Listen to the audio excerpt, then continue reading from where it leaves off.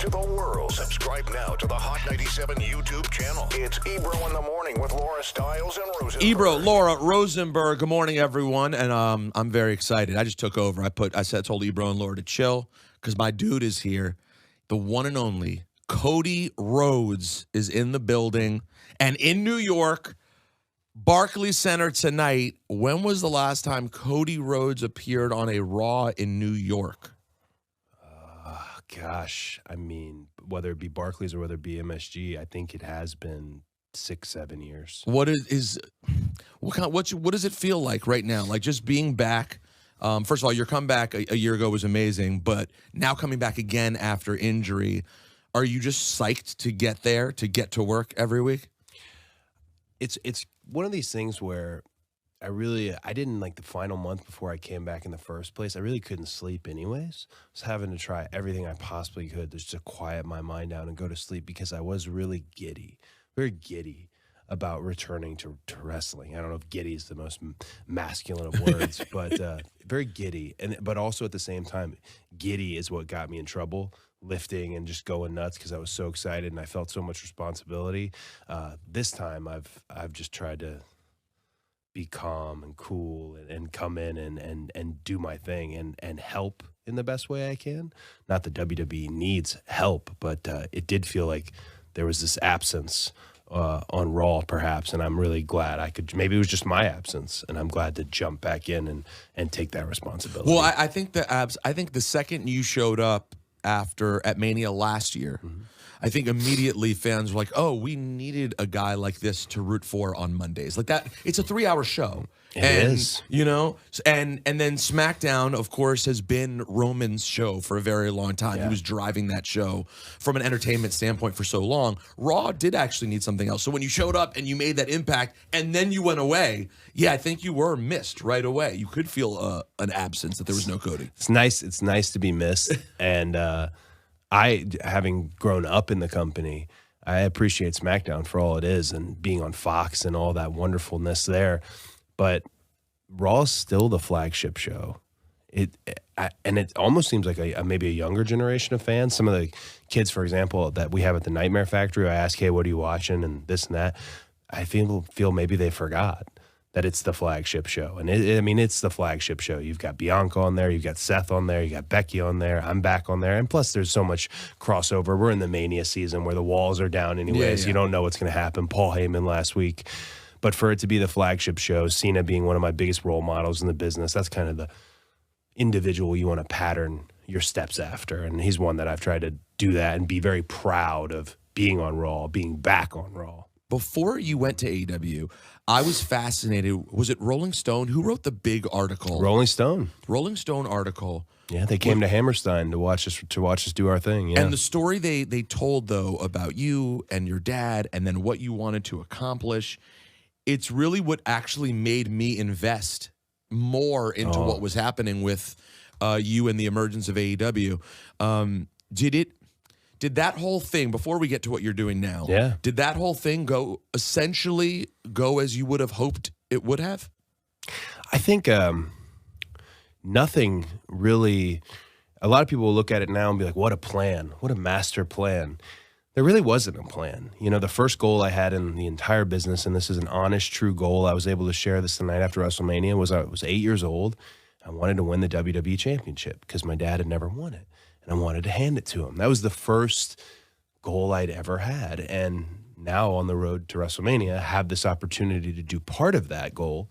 But after I left from my first run with WWE, my goal was really about connection. You know, sometimes when I had grown up in the WWE system, so I felt like maybe I hadn't reached across the aisle enough. Maybe I hadn't done enough grassroots. And then it became, small spoiler, I guess. I was trying to come up with this idea for a weight belt, for a very specific PLE or pay-per-view, whatever we want to call it, where I wrote every independent promotion I worked at on it. Because that was the most important thing I did. Was this connection with these fans and getting to know them and grassroots. And that became really my bread and butter. But then a plan still hadn't developed. So I can't say it went the way I thought or it went the way I didn't think, as much as I'm just really proud every step on the way. It was very much a broken road, and very much you think you're going in a straight line to reach your destiny or your path, but you're all over the place. I think I said that, you often find your destiny on the roads you take to avoid it.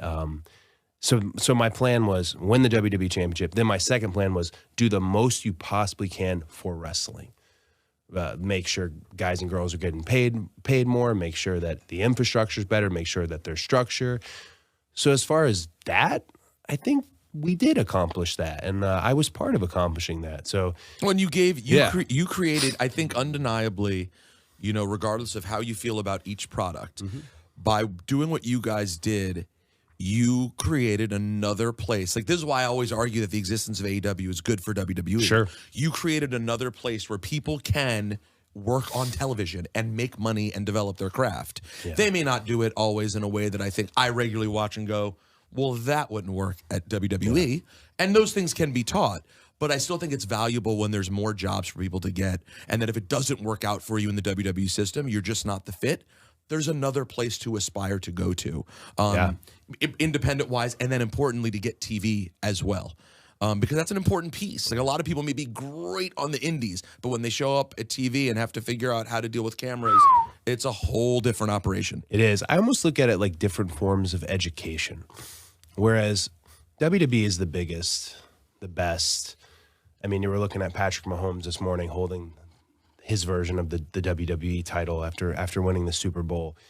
But it's 100. I'm glad. I hope you don't have to argue that with many people. It's absolutely good for the industry to have these options, because sometimes critics of what we do think, oh, this is who this person is. Oh, he's Stardust. He's always Stardust. Oh, he's Dash and Cody Rhodes. He's always this.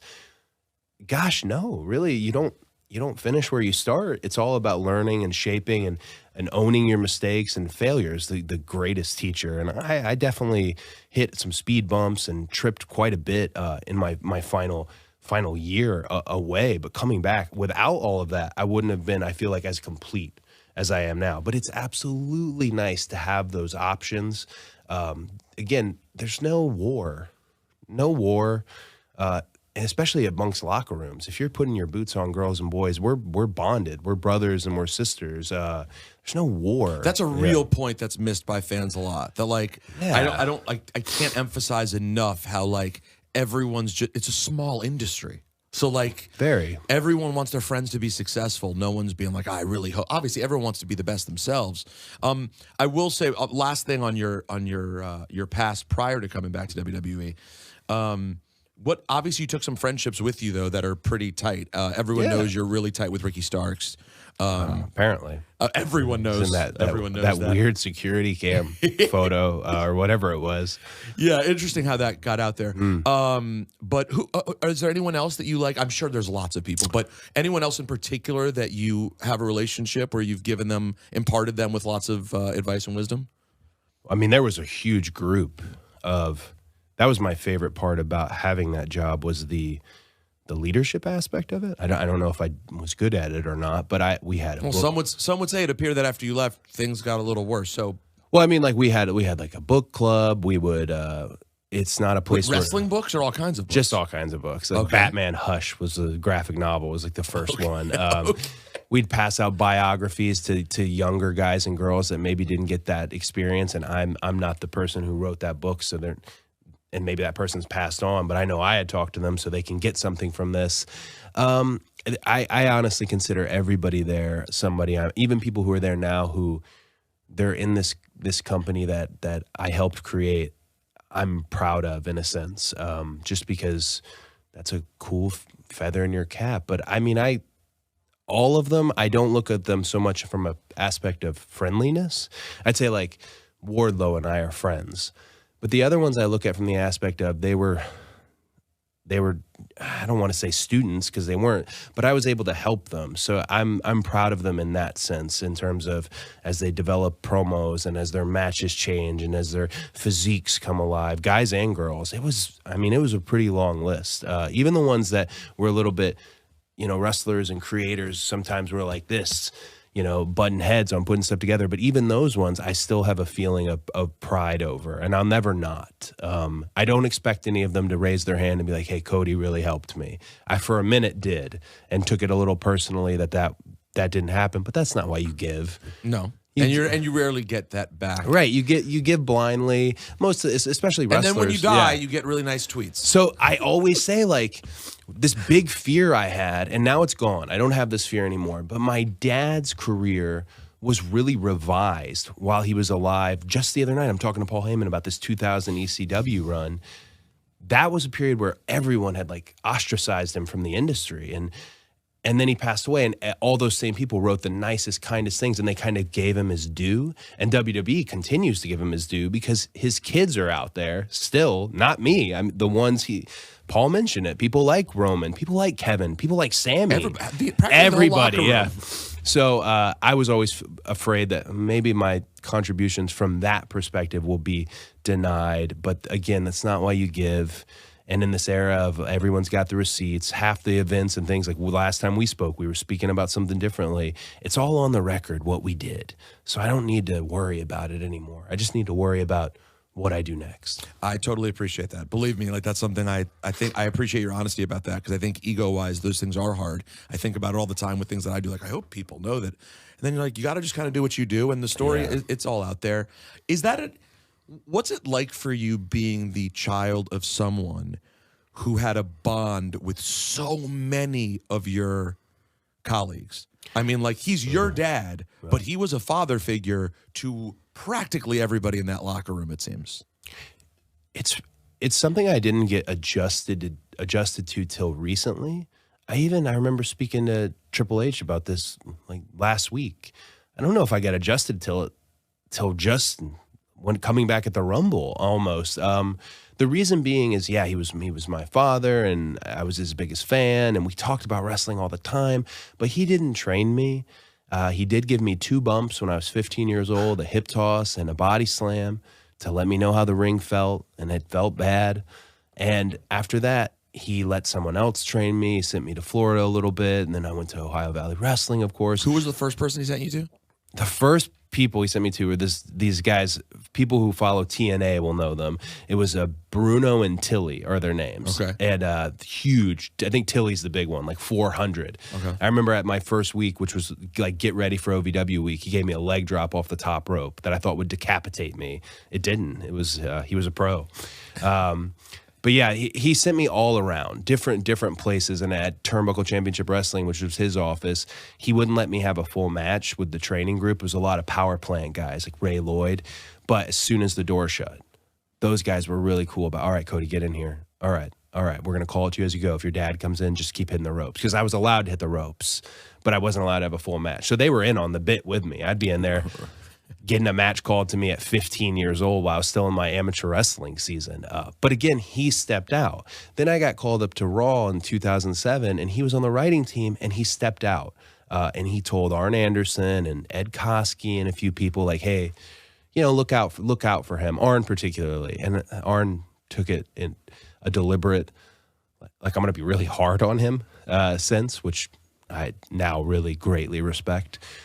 Didn't know at the time, but that meant, like, to your point, I never got these big conversations about what it's going to be like under the lights at Raw, what it's going to be like when you do this thing with Rey Mysterio.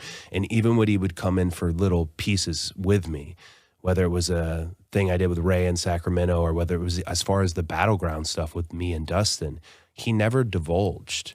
I just got to watch him perform. He never talked. Why not? Why did he? I think,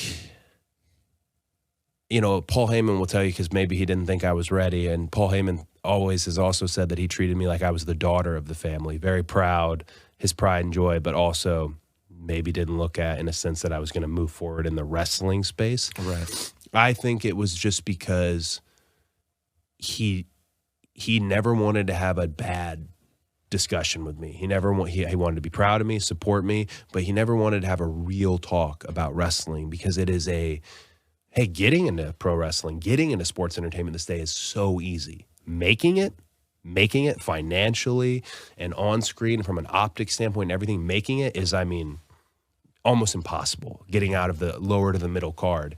And maybe he was, I think he had all the confidence in the world in me, but I just think he wanted me to do it totally on my own, which is funny because I mention him so much in these interviews and stuff. And there is a side of the audience that's like, why is he always talking about his dad? And it's hard during this run to WrestleMania to not talk about him, because the specifics of getting this title that he never got is also shouldered with what I just told you about trying to kind of vindicate this legacy and career he had. But I mean, really, really to summarize, it almost felt like he was creating these opponents. Like I look at Seth, I'm like, this guy was built partially by my dad, and it's my job to beat him. That's like playing on the other side. Your dad's the head coach. Yes. And you're the quarterback on the other team. Correct. It's a odd dynamic. But again, also the secret of being a second or third generation is really simply, you love them, you're proud of them, but you don't want to be them. You want to be better than them. And when you say that out loud, people are like, oh, what a jerk. Like, how's he going to be better than Dusty Rhodes? Or how's Ashley going to be better than Ric Flair? Well, we don't grow up just, hey, we're just going to be them. You want to be better. That's the hardest thing to tell somebody. And I think that's maybe why we never really became a student and a teacher, because he knew I was trying to come up and be better. He knew I was trying to replace the older lion. And as strange as that is, finally adjusted to it, I suppose. Did your brother get a different version? Yeah. I'm real excited because A&E is doing this documentary on Dusty. Yeah. I believe it comes out I think Dusty's airs the week before Mania. Okay. And it's told through the eyes of his 4 children. So my sister Teal, my half-sister Kristen, and my Dustin. Vastly different. And the hardest thing about it, and I was the executive producer on the documentary, and I really wanted to be fair to everybody. The hardest thing about it is there's an interview he did about 2 weeks before he passed that I'd never seen. Oh, wow. And he really owns the first part of his life. The second part of his life was my part. It was great. Never missed a wrestling match, was the ultimate team dad, did everything I could, and never gave me those hard conversations, just believed in me fully. Dustin and Kristen had a different life, and to see that and see how we kind of have all come together is a very unique way to tell the story. I didn't agree with the way the story was being told until I saw the first cut of it and thought, yep, That's it. This is how it should be. You guys you had that essential, that this is a very common experience. The first marriage, first set of kids, didn't get it right. Second time around, knew how to be a dad. Just a different experience. I mean, that's a kind of a story old as time. A lot of dudes, they get into it the first time thinking they're ready to be a dad, and lo and behold, they're not. Yeah. What kind of role did Dustin play in your life as a kid? Did he train you at all as well? Nope. That gave you zero. He was more helpful as far as we would get in the ring together, and he actually came to my amateur wrestling practices and he'd wrestle with me on the mat, which was fun because we'd really go at it. And we did not have a childhood together, so that was unique. How much older is he? 16 years. Wow. But Dustin, I don't give Dustin enough credit as far as how important Dustin was to me growing up. And how I know how important he was I'd go to the Omni shows in Atlanta, and Dustin would go out maybe to wrestle Stunning Steve Austin or Brad Armstrong. And he got they don't exist anymore really, or maybe they do. He got what we used to call a chick pop, where all the women would just go nuts over him. And he was also so tall. And I thought, I remember being there and thinking, I came here for Sting, but that's my favorite wrestler. It was my brother. And I don't ever, talk to him about that, or I never really told him that. I have now, but again, it's how brothers talk. You don't want to get on that emotional level, but I don't give him enough credit as somebody, even as a teenager when Goldust was happening. I was a bit of an old soul. I had figured out it didn't shock me. I get what he was trying to do, entertain people. And maybe he was the bad guy in the entertainment segment. But he's one of my favorite wrestlers, and I don't give him enough credit. And then having been in the ring with him when we tagged together or when we wrestled one another, he is one of top 5 that I've ever touched.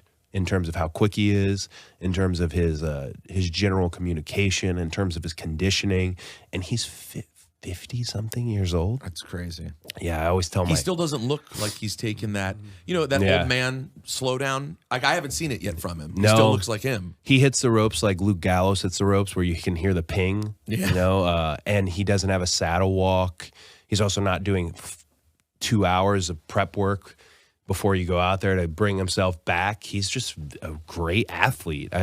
He got a lot of that athleticism from Dusty. People don't realize how good of an athlete Dusty was because he looked the way he looked, especially on the basketball court or on the baseball field.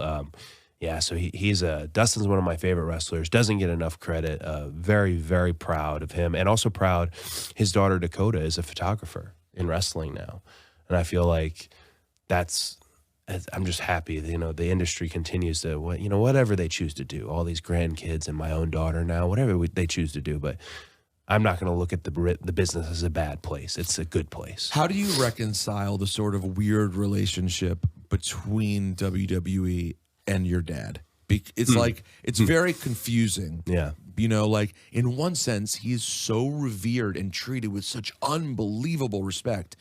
Like, up there among the most respected names, I believe, ever in the company. When you hear about the Pat Pattersons, you hear Dusty Rhodes, like, his name really garners that kind of respect.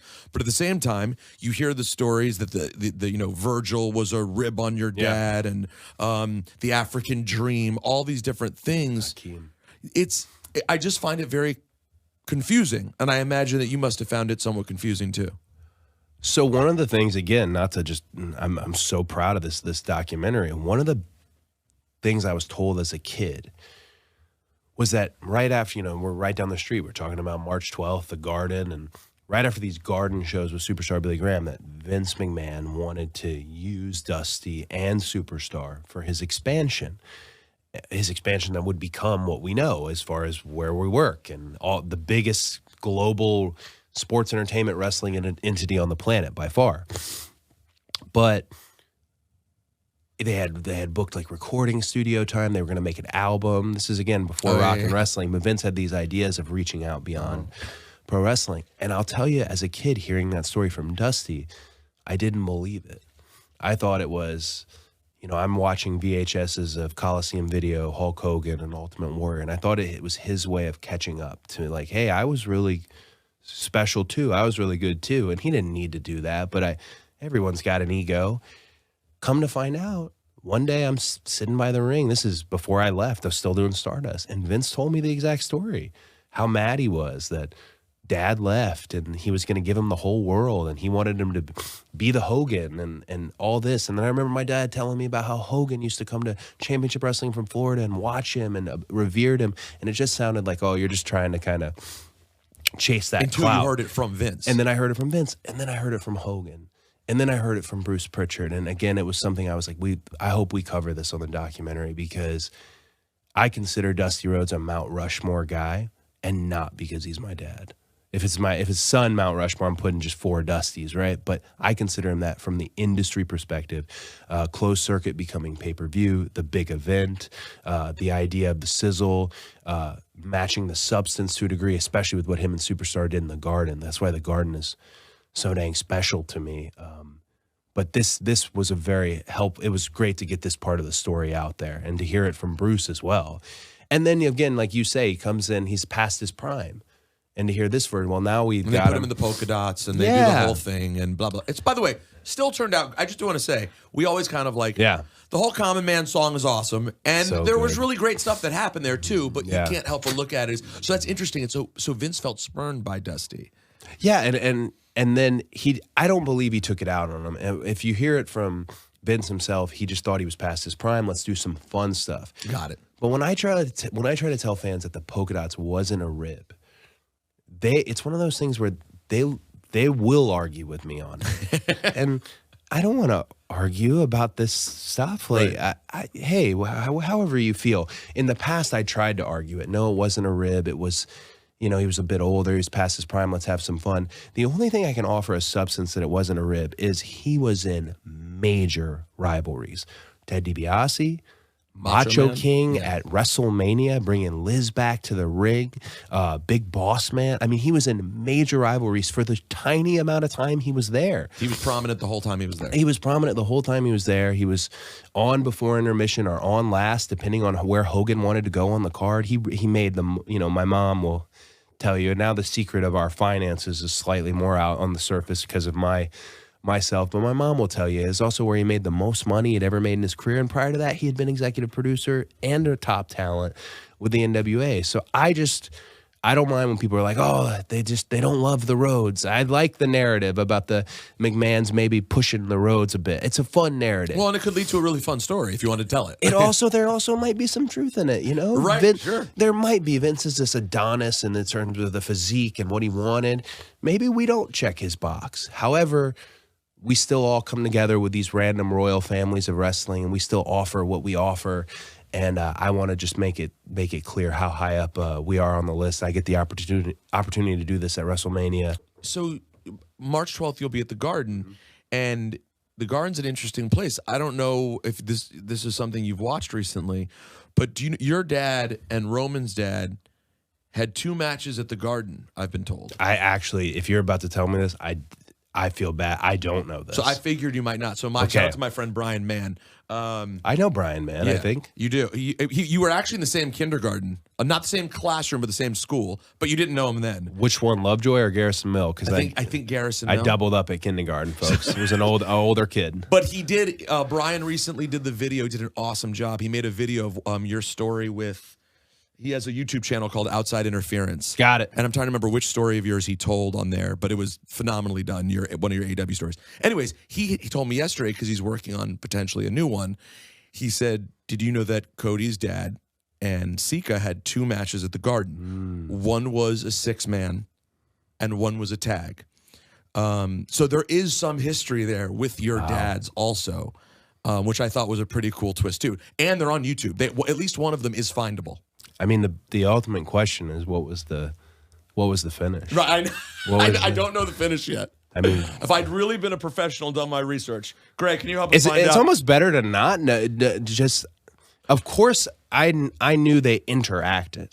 Of course that, and something too about my dad was he was really big when we were at wrestling events or we were backstage, or if I was going to be backstage, or if I was watching somebody that had legacy in the business. Like I remember I watched Road Dogg on Raw, and he explained to me who he was, that he had been in the Marines.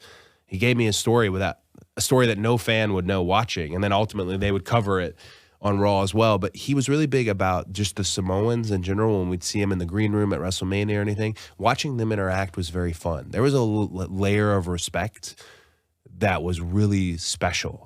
It's one of the reasons, like, I won't sit down until Undertaker sits down. I won't break a handshake with The Rock until he breaks it. These guys, I tell my kids at the Nightmare Factory this, the business doesn't move forward without them. Like, it isn't just going to be here tomorrow. Right. You have to continuously make it here tomorrow. And without what, all of Roman's family did and what my family did and these greats, it doesn't move forward. So it's really wild looking at the WrestleMania poster and seeing a Rhodes, a Flair. It's pretty cool. It's pretty unique. Sometimes I got to tell you, I sometimes can't. The last time I did an interview with you in your WWE days was you did Cheap Heat with me and Shoemaker as Stardust. Yeah, and you were very funny, and you stayed in character the entire interview. We still have drops that we play of you saying my name. You're really funny and entertaining. But at the same time, would I have been able to guess, like, a time's going to come when he's going to leave and he's going to come back, and when he comes back, he's going to get the ultimate treatment, the #1 guy treatment. I mean, your return at Mania was an absurd return. I would have to think and count on one hand returns that I can recall being that way. Yeah. And immediately are the #1 good guy on Raw.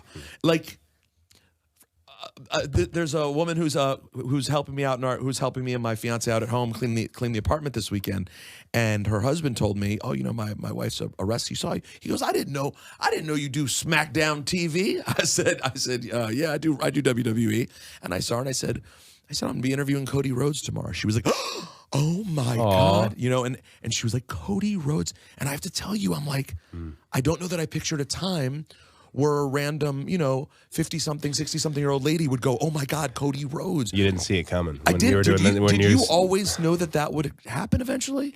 One of the reasons people, I think, again, the polka dots is not unlike Stardust, where if I try to explain, Stardust is like a Facebook status. It's complicated. There were things about it I really did love, but then there were things about it that hurt so much. And one of the reasons I always did everything in full gimmick, I was not able to do it halfway. I would have broke doing it. Okay, if we're going to do it, we're going to do it. I was wearing my knee pads for that interview. At 6, like I had to be fully in it and fully committed to it. But one of the things that was on the negative side of it is it made me not see things that were coming. As a kid, all I ever wanted was the top position, the franchise spot, to win the championship that my dad never won, and all of that. But Stardust got me so far away where you start to finally ask yourself, okay, and I've never had one, but what's your plan B? Okay. Can you live with this? Can you live? And the answer was no. You know, Brandy's told that story about me getting out of the car at the Scranton Best Western and throwing a Yoo-Hoo bottle against Rock's face on the side of one of the production trucks. I was just so angry. I couldn't. I like that it was a Yoo-Hoo bottle. I don't know why it was a Yoo-Hoo. To this day, I'm like, I don't drink a lot of Yoo-Hoo, but maybe it was just one of those road trips where there wasn't a lot of options. Yeah, I didn't at that point. All, you know, confidence in the world, and I didn't see it coming either. But that's really what my career has become. And all 3 times we've talked, I feel like that's an important thing, is especially, you know, I'm looking at potentially wrestling Roman Reigns at WrestleMania or Sami Zayn at WrestleMania. Sami Zayn seems so improbable.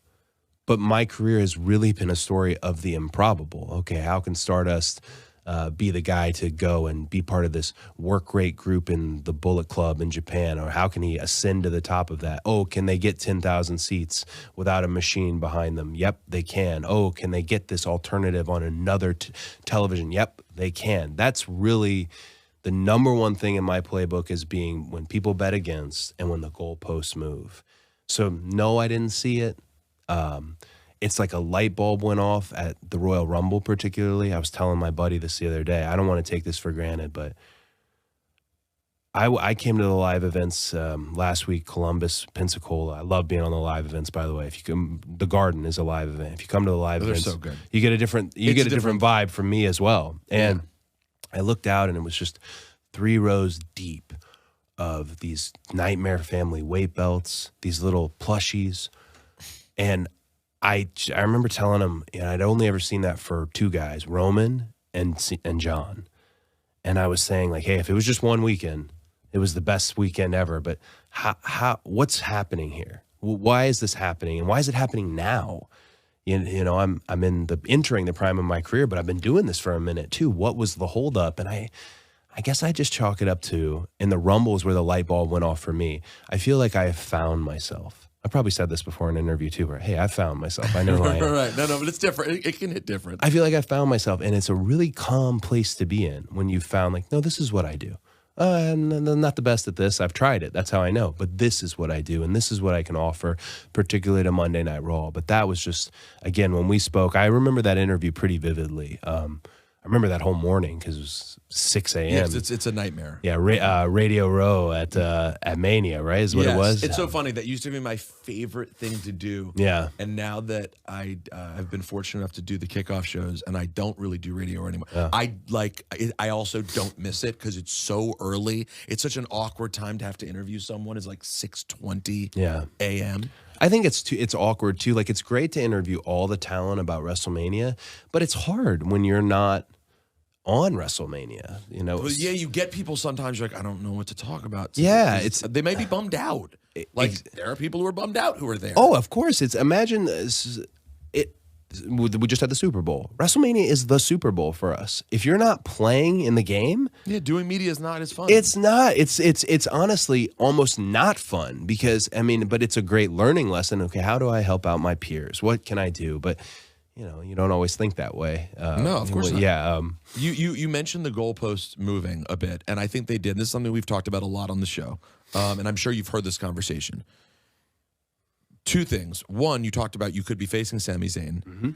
I feel like in many ways you're facing Sami Zayn no matter what. Probably. Because the whole thing is how can Cody make people care as much about him as they care about Sami Zayn, which has been, I think all would agree, one of the most fun storylines in recent memory that we can recall. It's been, I mean, Montreal this weekend is going to be kind of, I think, up there for, best. You think Canadian Stampede, you think Money in the Bank in Chicago. Chicago is what I was thinking of. This is going to be special.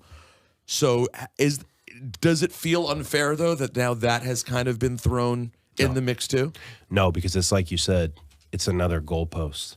Also, I really like Sami, and I really respect him. And for, I feel like 2 years, maybe less, people have been wanting these viable contenders to dethrone the greatest champion of our era, and it never seemed like there was one. Now you have two options. And the way I look at it is give him everything. And the way you give him everything is Sami's wrestling at the Elimination Chamber in his hometown against Roman. And then right now, me and Roman are, if Roman moves on from that, we're wrestling at WrestleMania, at the biggest WrestleMania of all time. Again, the odds are, I'd say you don't want to bet against Roman Reigns, but there are a lot of odds in the favor of Sami Zayn. I've been wondering this on the media day to day. If people ask me, who would you rather? I don't have a who would you rather. I don't. I punched my ticket, and I can't apologize for that. That's what I say to any of people who are, I guess, maybe more pro Sami than pro Cody. But I like it all. And if I get there and it is Roman and I'm able to get past the mountain, then Sami's going to be one of the first guys I have to look at in general. But I'm just happy the options are there. There were no options. You couldn't think of anyone viable. Right. Really. Now there's more options. And again, like you mentioned the goalpost, that's my whole career, man. That's my whole, oh, okay, well, they can get this. He got this, but he's not going to get this next piece. Well, I got the next piece. Okay, let me ask you one more question about the Rumble and getting there. Here is my one concern. It's been a major point of contention on the show, and I'm sure you've heard this too. I can't wait.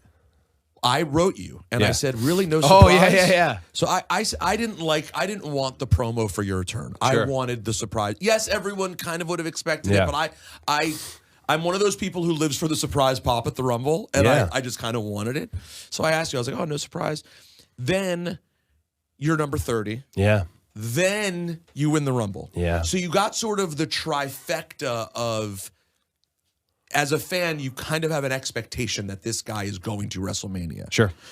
Do you in any way see that as a hindrance, or am I overreacting? Like when I said, I was like, oh, this might be making it harder for him by giving us the promo. Number 30, winning. Is it too much?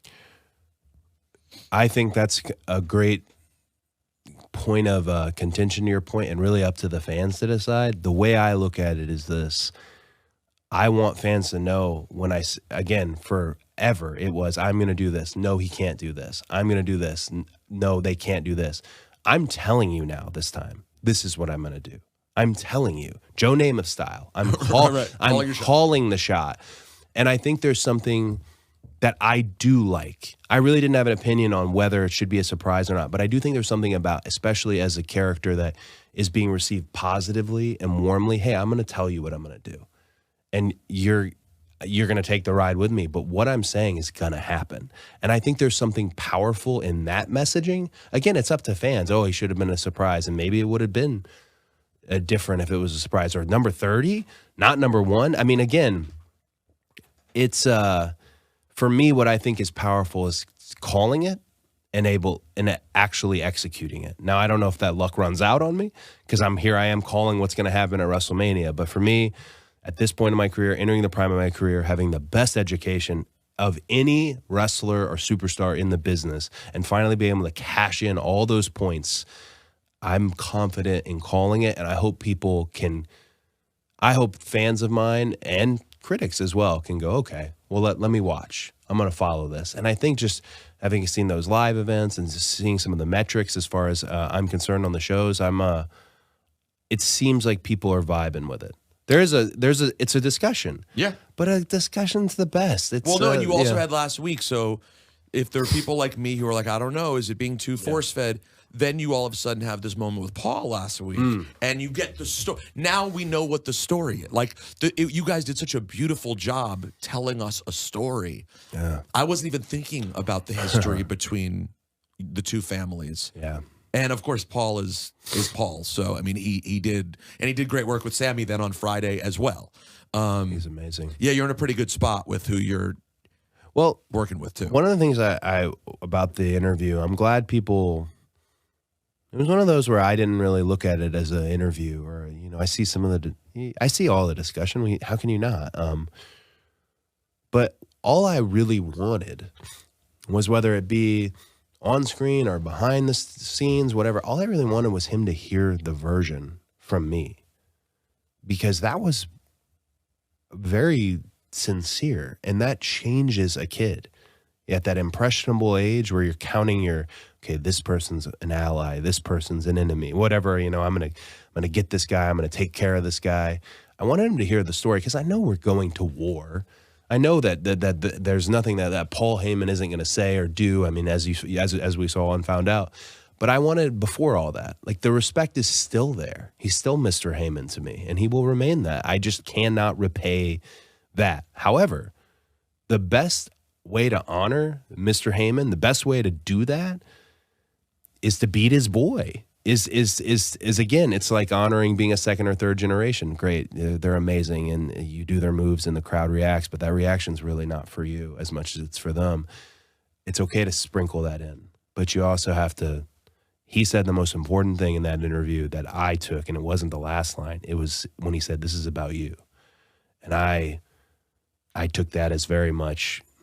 It has to be, because he's old man's not here with me. Brother's not here with me. It is just me. I'm the island of one against this island of relevancy. And that was a very nice thing to hear in a contentious interview segment that I'm glad people enjoyed. But also, to your point, just from watching the show, I do think there's more layers. Enjoy everything that's happening with Sammy. And if Sammy is my opponent at WrestleMania, don't be surprised. Now, as we get close to WrestleMania here, and he's got his whole bloodline, I mean, are we going to get Brandy, the baby, the husky? I mean, I think, Pharaoh, my husky, is like 12 years old. He was in the videos to come Pharaoh's back. 12? He's 12. Yeah, my boy's 12 too. He's just an old man dog now. He really is he still doing pretty good? Yeah, he's really spry for 12. So is mine. It isn't like the worst. You want to enjoy it, but you keep like waiting for it to turn. The best thing is don't wait, because I know, just like, these dogs are living to like 16, 17 now. So you don't want to waste 5 years waiting for something bad. Yeah. No, I know. Because when I see you on social, I know, like me, you love your freaking dog. Pharaoh's my guy. He's just we're very bonded with one another, and now he's very bonded with Liberty. As far as she kind of just puts her hand on his back, and that's how she walks around the house, and he's there with her every step of the way. As far as Brandy's concerned, I never know. We always, like my dad, when Brandy got in, I went, you got to do your own thing and be your own self. And I'm so proud. When I talk about what we built, there's a reason why I name everybody in it. Without Matt, Nick, Kenny, Tony, Bernie, Brandy, Dana, it would have never happened. All those names have to be included, because it was so fragile. And I'm so proud of what she did and her contributions to it. If I'm Roman Reigns, I'm not necessarily scared of Brandy Rhodes, but if I'm Mr. Heyman, I would be scared of a potential of what could happen. But she's really enjoying watching this, and my whole family. Not that they've come out of the woodwork; they've always been big supporters. But I'm very for Mania, because I've never been in this situation before. I've gotten everything really organized in advance. Okay, everyone's got their rooms. Okay, there's a big family dinner. Even if I can't make it, I want you guys to be together, Brandy's family and my family, just because the last time it was like this was 2007 when my dad went into the Hall of Fame.